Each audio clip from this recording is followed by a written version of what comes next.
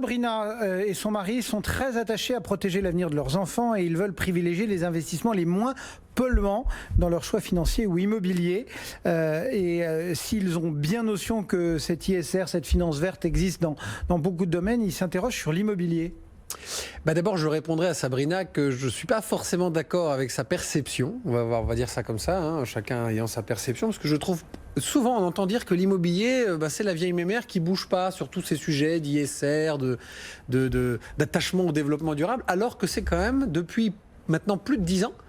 En tout cas, dans l'immobilier neuf, il y a eu une accélération sur les normes. Je parle du bâtiment basse consommation de 2009. Je prends l'exemple très concret de la défiscalisation neuve, qui est une spécialité française, donc actuellement la loi Pinel, pour faire simple.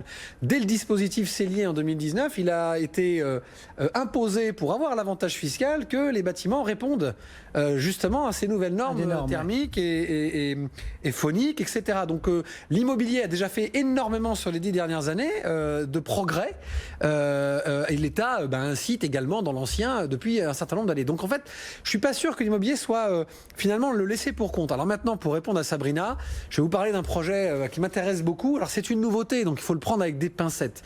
La région Occitanie, donc grosso modo autour de Toulouse, a créé un appel à projet il y a 1 an, qui s'appelle NoWatt, c'est-à-dire essayer de trouver avec une société d'économie mixte, donc l'État est évidemment impliqué là-dedans, la création du nouvel immobilier neuf de demain avec des chiffres absolument hallucinants sur tout ce qui touche à l'économie d'énergie, parce que là on parle de ça. Et le promoteur Green City, que je connais bien, avec qui Net Investissement travaille depuis des années, a été retenu avec finalement un certain nombre d'organismes locaux pour créer en fait une résidence bio et géosourcée, mon cher Cédric. Ça veut dire quoi? Ça veut dire qu'on va chercher 50% d'économie d'énergie, 76% d'économie financière pour le locataire, le propriétaire, etc., etc., et 40% minimum d'impact en moins sur le carbone. C'est de l'immobilier décarboné, c'est hyper intéressant. Donc c'est un exemple comme quoi il y a du verre dans l'IMO, quoi. C'est-à-dire que là, on va aller sur de l'ossature bois, sur de la brique, enfin sur des choses qui sont très surprenantes. On est plus sur du béton coulé. Donc il y a une vraie évolution dans cette donnée. On est sur de l'innovation, y compris dans un métier comme l'immobilier qui semblerait immobile.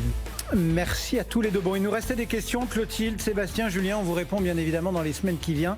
Vous ne perdez pas espoir. Vos questions restent dans le tube, comme on dit. Stéphane Vanufel pour Net Investissement, Christian Fontaine pour la rédaction du Revenu. Merci beaucoup à tous les deux d'avoir été présents ce matin.